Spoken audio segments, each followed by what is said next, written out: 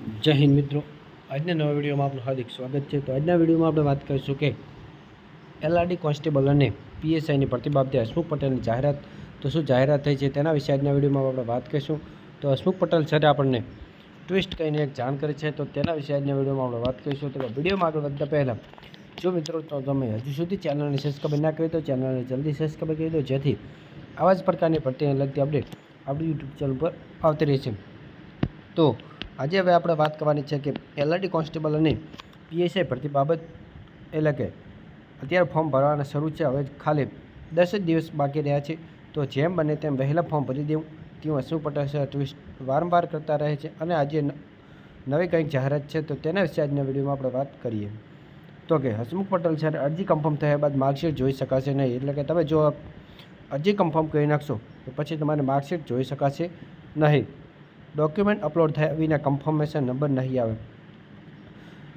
જો તમે document upload કરશો તો જ તમારે કન્ફર્મેશન નંબર આવશે, નહીં તો કન્ફર્મેશન નંબર નહીં આવે। પરંતુ માર્કશીટ તમે અપલોડ કરશો એટલે કે અરજી કન્ફર્મ થયા બાદ તમને માર્કશીટ જોઈ શકાશે નહીં, અને જો તમારે કન્ફર્મ થશે તો જ કન્ફર્મેશન નંબર આવશે, નહીં તો જો ડોક્યુમેન્ટ કન્ફર્મ નહીં થયું હોય તો કન્ફર્મેશન નંબર પણ નહીં આવે। જો ડોક્યુમેન્ટ કમ્પ્લીટ રીતે અપલોડ થઈ ગયું હશે તો જ તમારે કન્ફર્મેશન નંબર આવશે, નહીં તો કન્ફર્મેશન નંબર આવશે નહીં।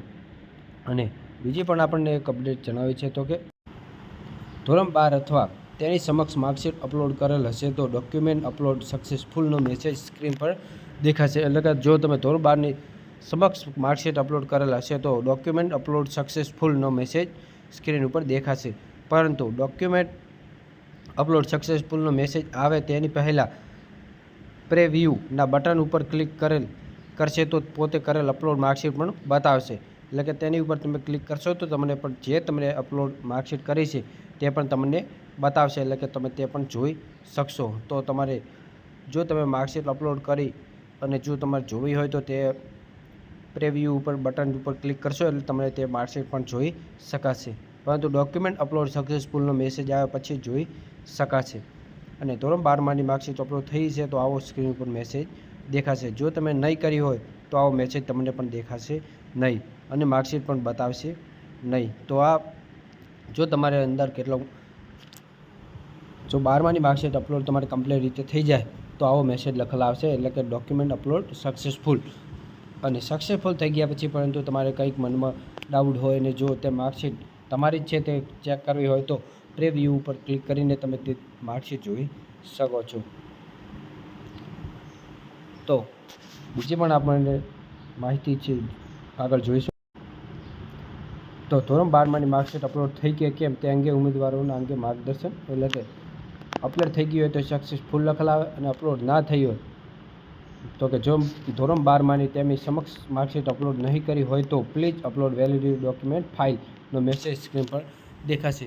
તમે ફોર્મ કમ્પ્લીટ ભરી નાખ્યું અને જો તમારે 12માંની માર્કશીટ અપલોડ કરવાની રહી ગઈ છે તો તમને સ્ક્રીન ઉપર આવો મેસેજ કંઈક દેખાશે, એટલે કે please upload valid document file, એટલે કે ધોરણ 12માંની માર્કશીટ તમારે અપલોડ કરવાની બાકી છે તેવું તમને બતાવશે। અને અત્યાર સુધી એટલે કે આપણે એક દિવસ પહેલાં જ 5,57,000 અરજીઓ મળી હતી, તેમાંથી 4,51,000 અરજીઓ કન્ફર્મ થઈ ગઈ છે। તો કે 1 લાખથી વધુ અરજી કન્ફર્મ થવાની બાકી છે।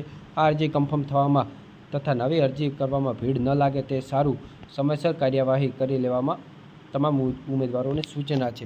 તો કે જેમ બને તેમ અરજી વહેલા તકે ભરી દેવું, કારણ કે પાછળ જતાં વધુ સર્વર આ વખતે નહીં મૂકવામાં આવે, અને સમયસર ભરી દેવું તેવું સૂચન કરવામાં આપણને આવ્યું છે। તો જેમ બને તેમ અરજી પહેલાં અત્યારથી જ કરી દેવી કન્ફર્મ। અને કેટલાક મિત્રોએ ફોર્મ ભર્યું છે પરંતુ હજુ સુધી અરજી કન્ફર્મ કરી નથી, તો 1 લાખથી વધુ અરજી કન્ફર્મ કરવાના બાકી છે, તો તે મિત્રોને પણ સમયસર સૂચના આપવામાં આવી છે કે કાર્યવાહી કરી લેવી। અને બસ આટલી માહિતી હતી આજના વિડીયોમાં। બસ અમારો વિડીયો તમને પસંદ આવ્યો તો લાઇક, શેર અને સબસ્ક્રાઈબ કરવાનું ના ભૂલતા, જેથી આવા જ પ્રકારની દરેક ભરતીને લગતી અપડેટ આપણી યુટ્યુબ ચેનલ પર આવતી રહેશે। તો વિડીયોને લાઇક, શેર અને સબસ્ક્રાઈબ કરવાનું ન ભૂલતા। બસ આભાર। જય હિન્દ, જય ભારત।